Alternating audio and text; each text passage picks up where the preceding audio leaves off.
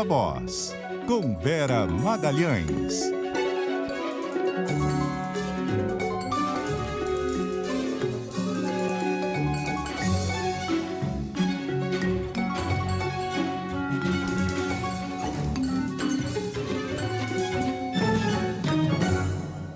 Oi, Vera, tudo bom?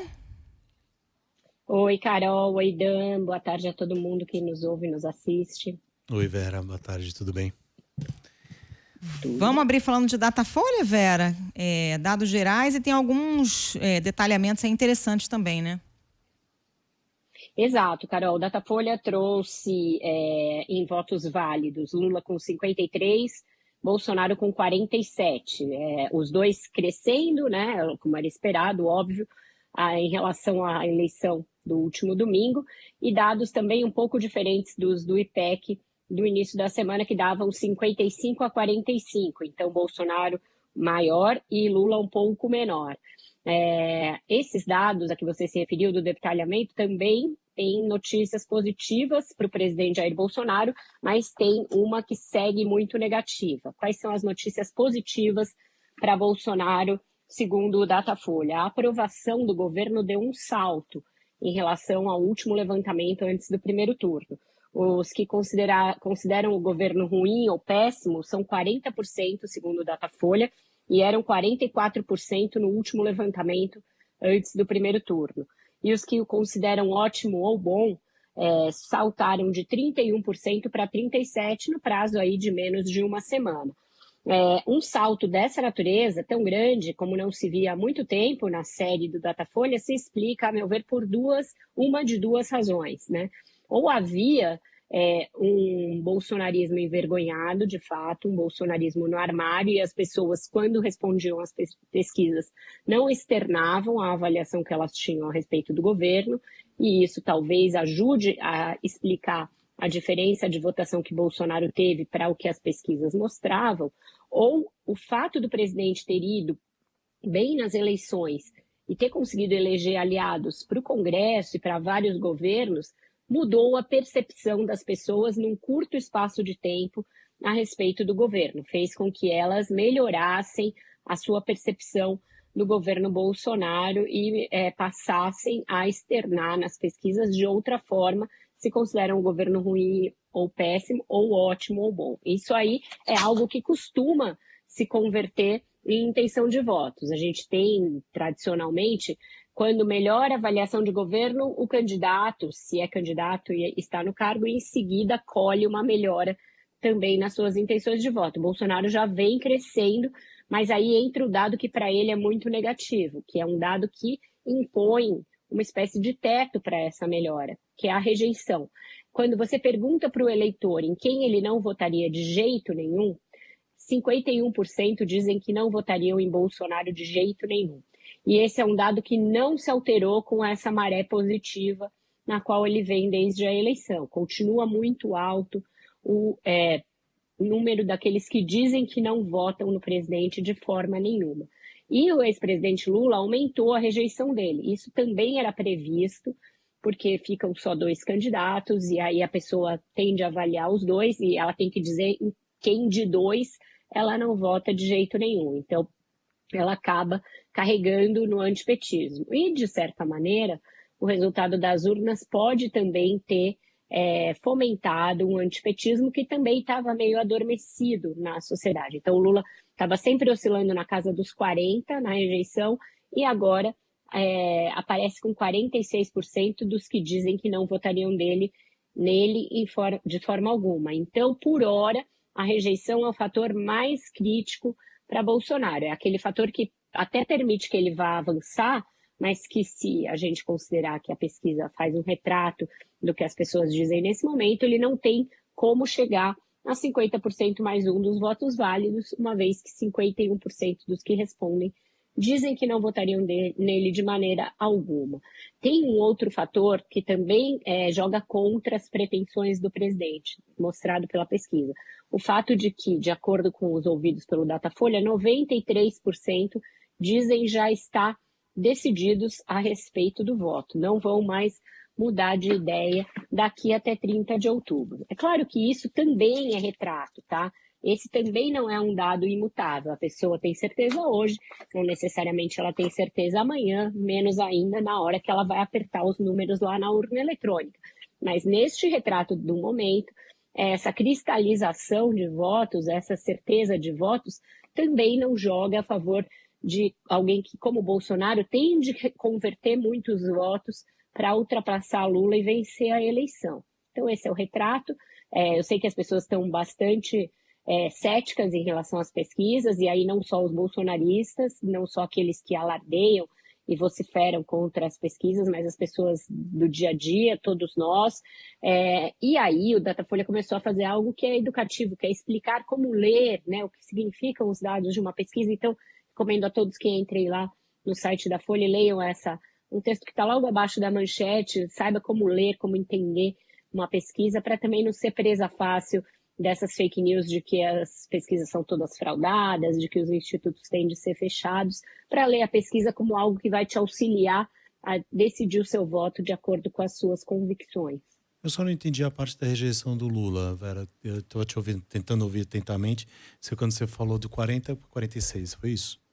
Ele oscilou de cerca de 40, não sei se era 40 cravados, e agora tem 46. Então, por quê? Porque você fala, por quê?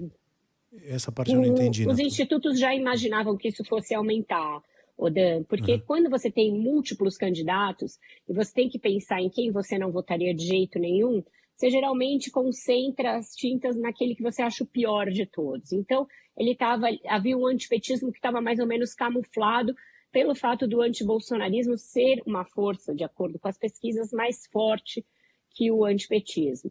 Agora estão só os dois, então a pessoa faz a escolha dicotômica, que é a escolha oposta do voto. Em quem você vai votar, pode haver ainda indeciso. Em quem você não vota de jeito nenhum, é algo que a pessoa expressa o seu sentimento ruim, né? Eu não quero saber dessa pessoa, a sua rejeição de fato.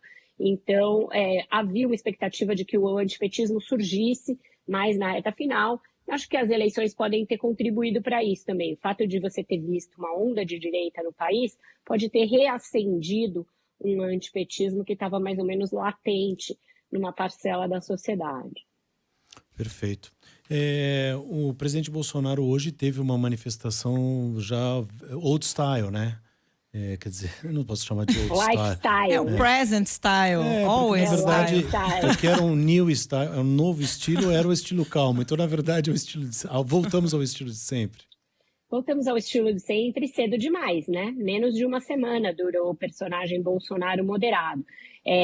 Eu acho que a facilidade, a rapidez e a falta de qualquer exigência para que vários eleitos corressem a Brasília e empenhassem o seu voto e o seu apoio ao Bolsonaro sem exigir nada em troca dele, sem exigir nem que ele respeite o resultado das eleições, sem exigir nem que ele faça acenos à economia como se exige do Lula, estava dando a ele muita facilidade para posar nesse estilo moderado dele. Era um Bolsonaro que foi institucionalizado pela política, né? Foi assimilado e institucionalizado e, de certa maneira, se apagou tudo que a gente viu de ataques ao judiciário, à imprensa, à ciência, às organizações de saúde. Nada disso apareceu na primeira semana. Ficou ali adormecido e facilitou para ele posar de moderado, uma postura que é necessária justamente para ele baixar a rejeição.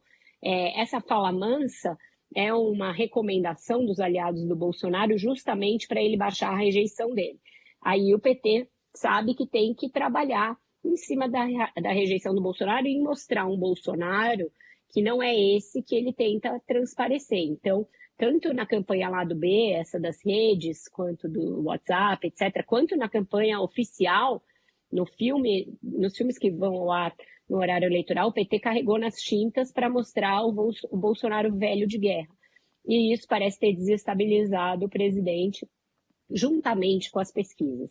E aí é uma contradição enorme, né? Porque se eles não acreditam nas pesquisas e eles acham que as pesquisas são fraudadas e estão seguros da vitória do presidente, que pode até vir a acontecer, não haveria razão para tanta irritação quanto a que ele demonstrou nessa coletiva, No mesmo dia, veja bem, que saiu uma entrevista dele na Veja, em que era totalmente o script do moderado, pedindo desculpas às mulheres pelo seu comportamento, dizendo que ele às vezes se excede, etc. E ele rasgou a fantasia no mesmo dia, diante das câmeras, xingando o ex-presidente Lula, xingando Alexandre de Moraes.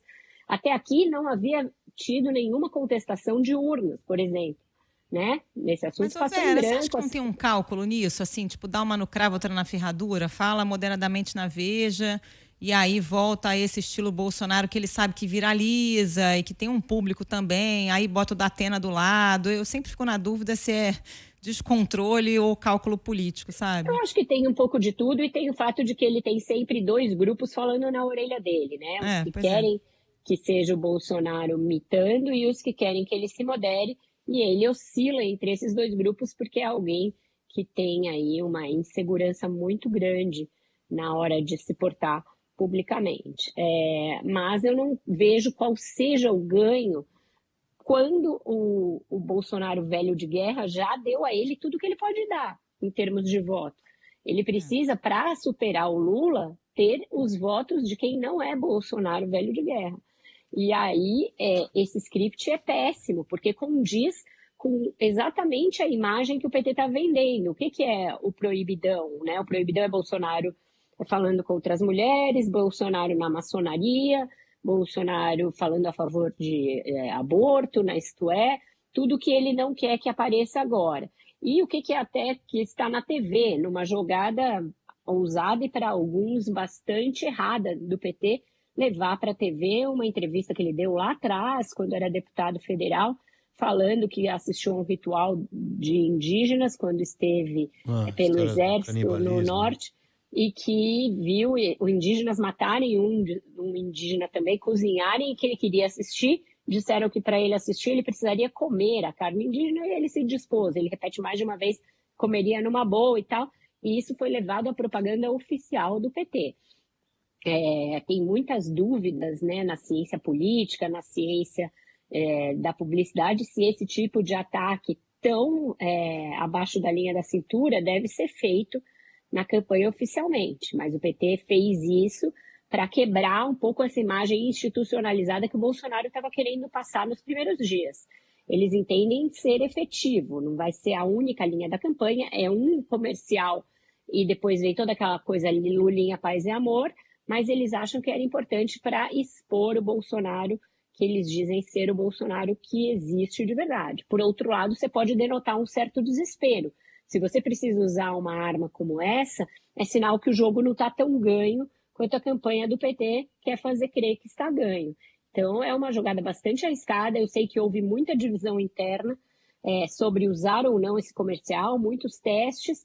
No final, chegaram à conclusão de que ele era efetivo e de que ele deveria ser usado. Deverá ser usado nesse início e parar, e, se necessário, voltar no final da campanha. Mas é uma jogada muito, muito arriscada, muito além do que tudo que o PT fez no primeiro turno.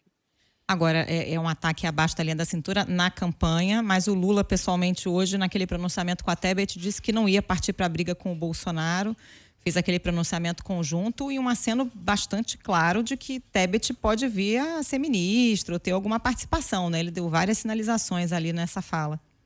Estava no melhor estilo Lula sedutor, né, Carol? Falou ali, dedicou a ela palavras super engrandecedoras, dizendo que ela engrandeceu o debate, que muitas vezes na eleição ela foi mais assertiva e mais altiva do que todos os homens presentes, que ela cumpriu um papel muito importante, dava para ver que ela recebia essas palavras com bastante gratidão e até ali ficou lisonjeada com aquilo que ele disse. Ele topou todas as condições que ela tinha apresentado para estar ao lado dele na campanha e a chamou para viajar com ele, para participar de todos os atos, para realmente fazer parte da campanha.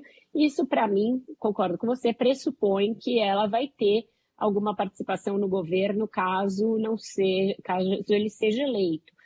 No almoço, na casa da Marta Suplicy, ele já tinha dito para ela tinha dito quanto que o apoio a ele poderia dificultar a situação dela no estado dela, Mato Grosso do Sul, que é um estado ruralista, muito conservador e que votou na direita majoritariamente.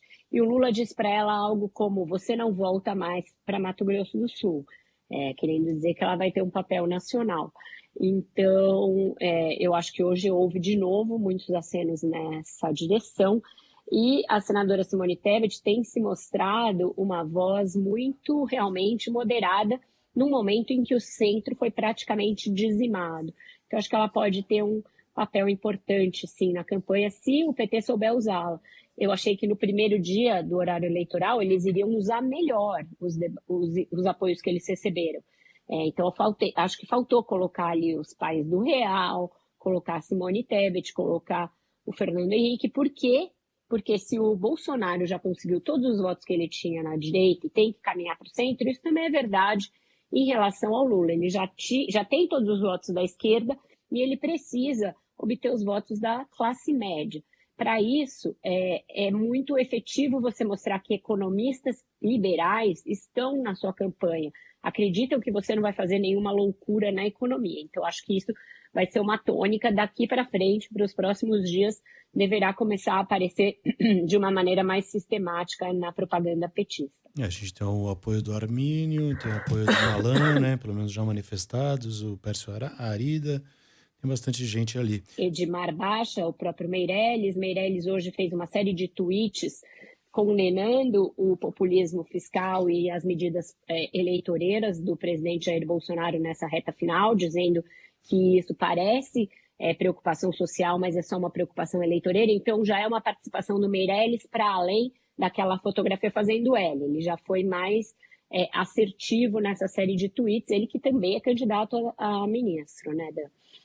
Tá certo. O Matheus tá me falando aqui que o tempo acabou. Tem música, né?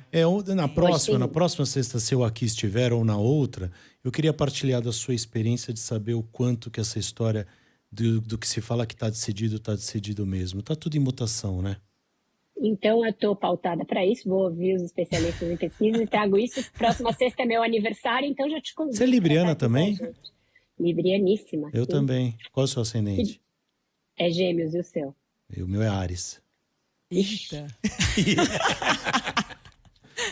As saquetadas vêm daí. Malandro. Calminho. Na rapaziada. Aí, ó. E segue em frente e segura o Luna, regravando Gonzaguinha. Valeu. É isso. Obrigado, Vera. Bom final de semana. E não pode não.